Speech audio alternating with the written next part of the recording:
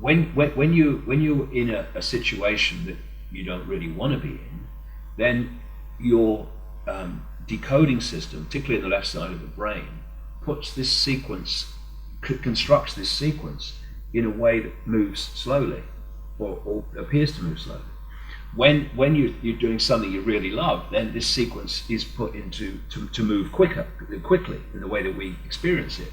So time is completely relative. I mean, we have an invisible line in the middle of the ocean, and if you go that way across it, you go into yesterday, and that way you go into tomorrow, and it's like, it's crazy. I mean, this is crazy. It's all manufactured, and thus, when your greater awareness, your greater consciousness is operating in a state of no time now, the infinite now, but that which is experiencing this reality has got caught into this illusory sequence that we call time, then already they're in different realms of or states of being, which is already disconnecting the influence of one over the other, because they're in different realms. This is in the now, this is in time.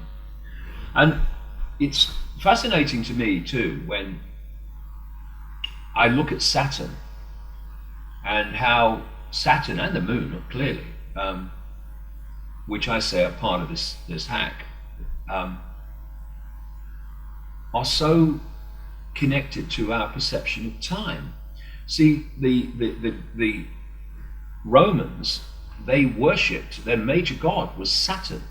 They used to have a festival every year in the period running up to our Christmas called Saturnalia, where they had put trees up in their homes and decorated them and handed out gifts. It was our Christmas. And they worshipped Saturn. And the Greek god of Saturn, the Greek name for the god of Saturn, was Kronos. And Kronos is where we get Father Time from. Kronos is where we get the Grim Reaper from, because Kronos was portrayed with the scythe, with the sickle or scythe, and so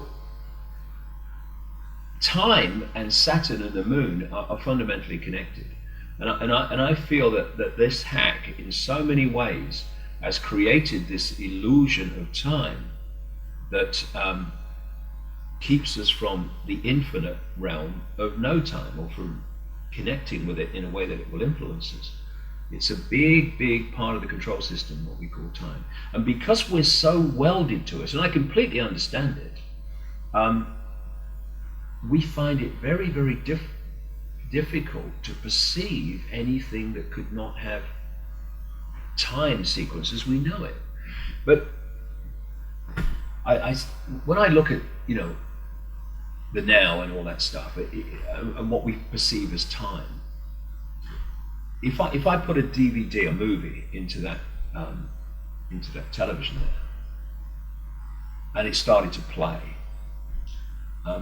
after I've watched it for a while, the scenes that I've watched in the movie would be my perception of the past.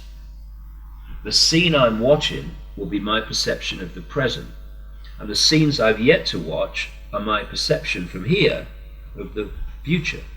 And yet all those scenes, past, my perception of present, and future, all exist on the disc in their entirety at the same time. The question is, where on that disc am I watching at any point? Because that's my reference point. That's my now. That's my present. Everything past, everything gone before, everything still to come, past and future. But it's just all there at the same time, in the same disc, the same now, before you've watched the first scene. Time is not what we think it is, but it is in a massive way of enslaving us in a perception prison. Do you think we exist simultaneously in different time zones? Definitely. In the end, everything is one. Thus, everything exists infinitely. And of course, there are different expressions of this infinite. This one's called David Icke, but connected to what's called David Icke, going into other realms of reality, out into the great infinity, are other levels of the infinite one and other levels of me that are not called David Icke. This is just the expression of this multi-level consciousness that is having this experience here in this reality, but we operate over multiple realities.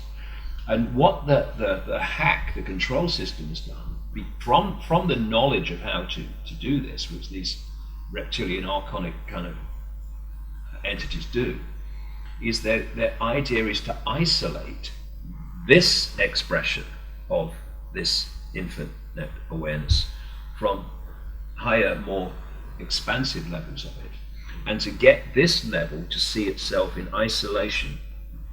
Little me, I am my name, my job, and all the rest of it. Because then they got you. Because then they got you in a smaller box than they're in, and the one-eyed man is king. This awakening is taking us beyond this to see that this is just what it is. In fact, it's just a point of observation. That's all.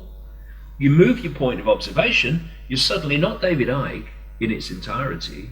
That's what you are. You are consciousness having an experience that someone called David Icke. And already your point of observation has changed. The idea of the control system is to pull our point of observation into five-sense reality alone.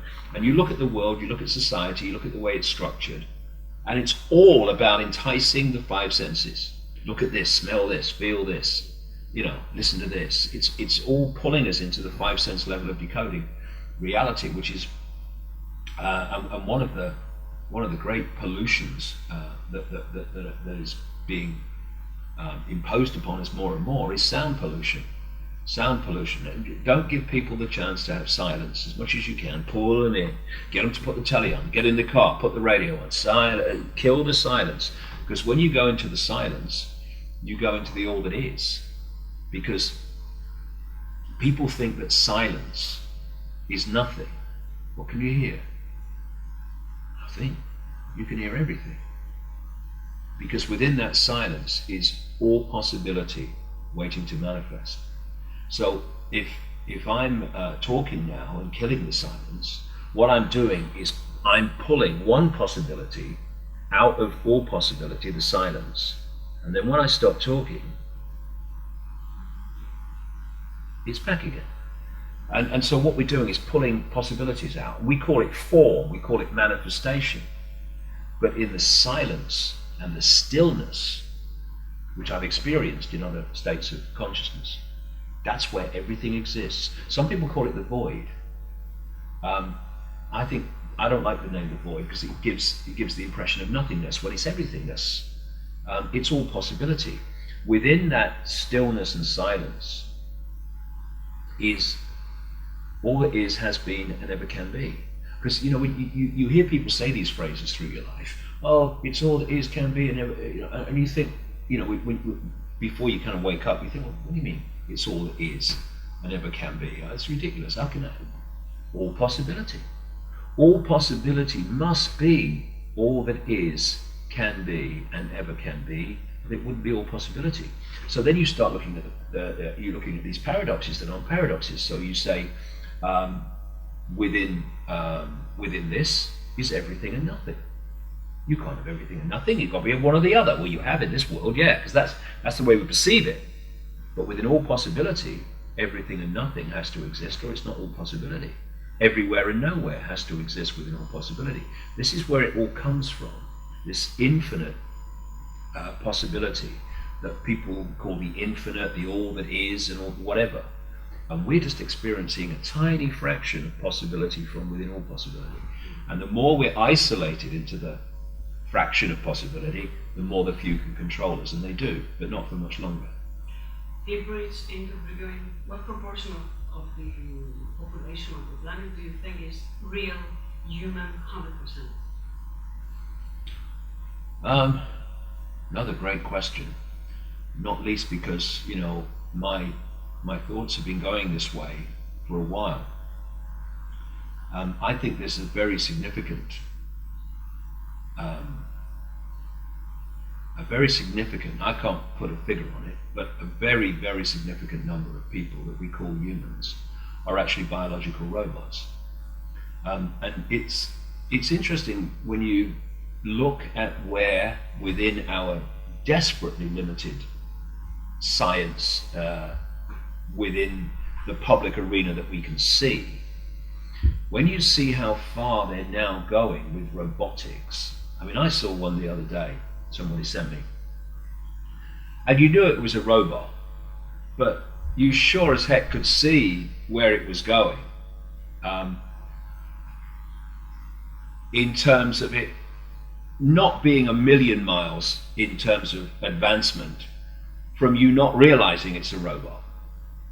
And then you go beyond the public arena and you go into the underground bases and the secret projects, which are light years ahead of the technological development within the public arena. And then you go beyond that into the realms of these entities that understand reality better than we do because they put us in a box smaller than them in terms of that. And you start to appreciate, especially when you're looking at, you know, holographic inserts and stuff like that, where you can see that it is very possible at their level of knowledge to create apparent human beings that are just biological robots, biological computers. But you know, when you think of robots, oh, I am a robot or a computer, you know, no, that's just a word to give the theme of what I'm talking about. We're talking about dramatic advances on that. I mean, if the human body, and I suggest it is a human body mind, the lower mind is a biological computer, then which is animated by consciousness, then why can't you have a biological computer that is animated by some other force, you know, like some program? And like I've said earlier in this chat, that I say this is a software program running through all human bodies, and I do feel that there are a very significant number of people in this world that we call human that are not attached to consciousness, shall we say. They are purely biological software playing through, and not something that we would call human in our perception of human. Can we distinguish them from real human? Is there any sign? Well, I think when you are connected to any form of consciousness, then especially any expanded consciousness, then there's a sparkle in the eye.